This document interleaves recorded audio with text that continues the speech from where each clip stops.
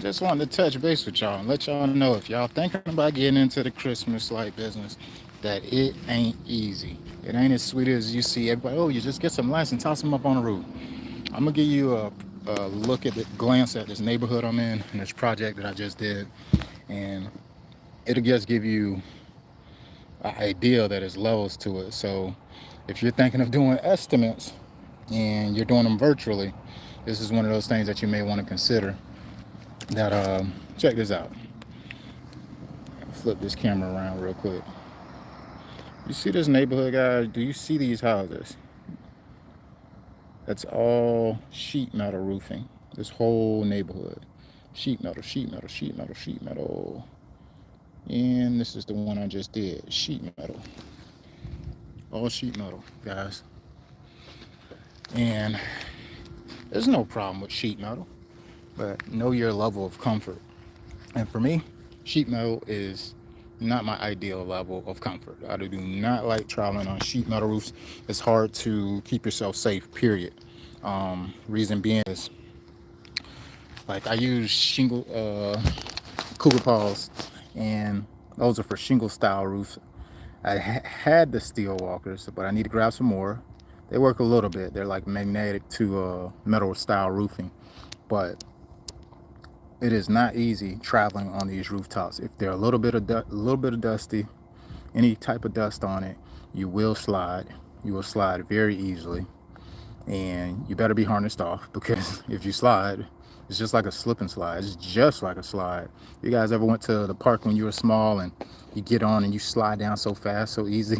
That's exactly how a sheet metal roof is, and you got to be super, super careful on there, because you got to be calculated at what you're doing next, as far as your steps and your moves, even if you're harnessed off. Because, for instance, I got this boom lift that I was harnessed off on.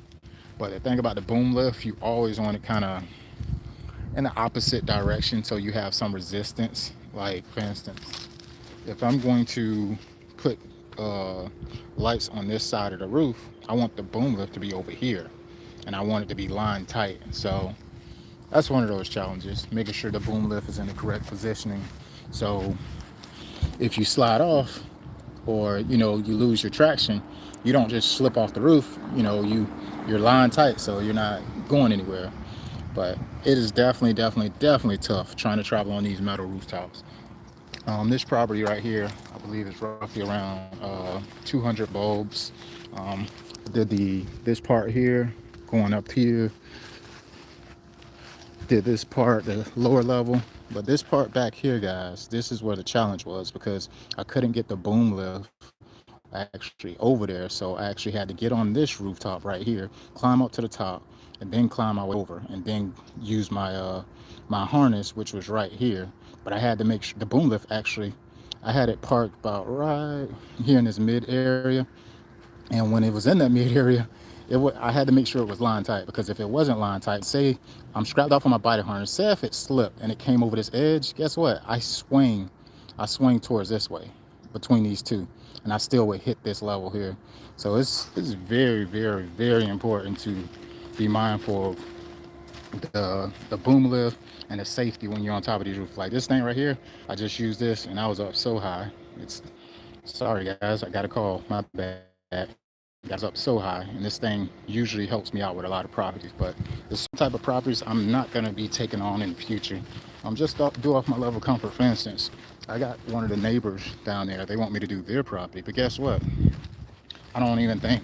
To me, the money is not even worth it. Like, I don't care what they pay me. I just don't want to get on the roofs. Not those type of roofs, because logically, I'm trying to make sense of, okay, how am I going to travel on this rooftop to where I'm safe and I make it home to my family? Like, you literally got to think like that, especially if you're by yourself. I don't have nobody with me today. My team, the guys are working.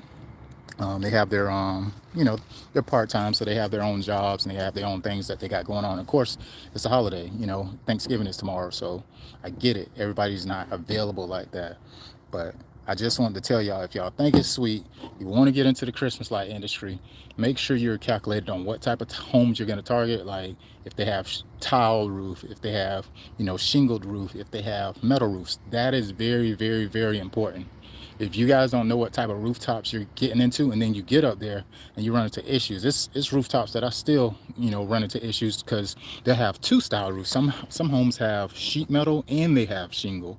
So one part of it will be metal, the other part will be shingle. But you have to know that prior to even getting to the property. That way you can be properly prepared, because it is not sweet. It ain't sweet out here when you're trying to do Christmas lights. It's definitely, you're risking your life. I actually was doing a property 2 days ago, and the neighbor walked out. He's like, heck yeah, I'm interested. He said, I would love for you guys to do mine. He said, to be honest with you, man, I fell off a roof 2 years ago. He said, I broke my collarbone, I broke everything. He said, and guess what I was doing? I was hanging up Christmas lights. So I get it. He said, I definitely would like to hire you guys. Send me your quote. And this was a neighbor of a single story property that we did. But it go to say that it's real life issues that happen. It's some people that fall, they can be paralyzed, you can break a bone. Like, what's life like? I talked to my daughter the other day. What's life like what if dad came home and I was paralyzed from waist down? Like, I know I won't be able to play basketball with you no more, or, go to certain things. Like, a person with a disability, I'm gonna say choice, because you chose to get into an industry where it was high risk. So that's one of those things. Please consider, if you're getting into this industry, please consider those factors, because you go out here and thinking it's sweet and you're just using a ladder or using small things. I make sure we have everything that we need to properly operate on these rooftops, even if it's OSHA required, because if any accident happens, I don't want to say that we skipped the budget. You know what I'm saying? We did something that we didn't supposed to do and an accident happened. But if we're dotting our T's and we're doing it how we're supposed to, we don't have no reason to have any type of like incidents. We're not trying to move fast and get stuff done super fast. Like, patience is what I have when I'm on these properties, because I understand the safety risk when you're trying to go through it fast. Um, that's important to me. This is something I had to embrace, because a lot of the properties down in Florida where I'm from, they are single stories, they're not two stories. So coming in here and trying to embrace heights, big 2, 3, 4, 5 story homes, that wasn't the easiest things for me to do. So I definitely use a boom lift, I definitely use big ladders, and I definitely have somebody holding the ladder when we go up to these rooftops. But it ain't easy out here, it ain't sweet. This is a perfect business for anybody that's in the landscape and they having a down season. I don't know. It depends on where you're at though, because if you're up north, you probably got snow and stuff like that. I'm in the south, so it don't snow here. So through the winter time, it's game time for Christmas lights or whatever. I've been in it for 4 years, guys. 4 years. I got clients that been with me since year one. Very, very good industry to be in. It's different business models, different people, and it's a good network of contractors that's actually into this industry. Like, for instance, I have buddies literally locally that we supposedly be directly competing, but we're not competing. There's no such thing as competition to me, man. Y'all know that. There's no such thing as competition. There's too much opportunity out here for everyone, and I don't obsess to think about my competition. I just know what I need to do, and I execute. You know what I mean? My price is going to be different from his prices. His price is going to be different from mine. Reason being, people's overhead is different. So if he's saying, yeah, I bumped into a guy, he's like, yeah, I'm charging, $15, $14 a fee. I was like, cool. I was like, your price should be different than mine, higher or lower. Reason being is people have different expenses. Like, he might have 5 employees. I might have 2 employees. He might have a truck that he's making payments on. I might have a truck that's paid off. I might have insurance and all this other stuff. He might not have that. And for that reason, our prices should be different. Your price that you charge in the industry it's relative to the market price, but it's really based off your overhead that you can actually charge somebody to be profitable as a business. You have to have a break-even point, especially when you got labor that you're trying to manage and ticket prices that you're able to forecast. If you already know what your forecast to make for the next week, 2 weeks, that allows you to know how much labor you can put forth each project.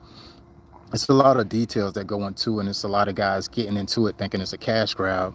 Like, we bump into people at the supply store and stuff like that. They think it's a cash grab, but it's really not. You got to be strategic about it. There's storage prices. I got storage units. That stuff you pay for monthly throughout, despite, the off seasons where people they're not buying Christmas lights in March. They're not buying Christmas lights in June. You get what I mean? They're buying Christmas lights only in these 30 to 60 days of November to December. So, you have to be very strategic on the finances that do come into the business and allocate them accordingly, because you'll go out of business. That's just the truth of it. But happy Thanksgiving. Thank you. Nice pups there. All the Jesus in this crazy world, my brother. Yes, sir. A gentleman just told me to follow Jesus. He said, follow Jesus in this crazy world. In this crazy world that we're living in. And you know what? I agree. Follow Jesus, guys. Follow Jesus. I'm going to get going. I got to get to work.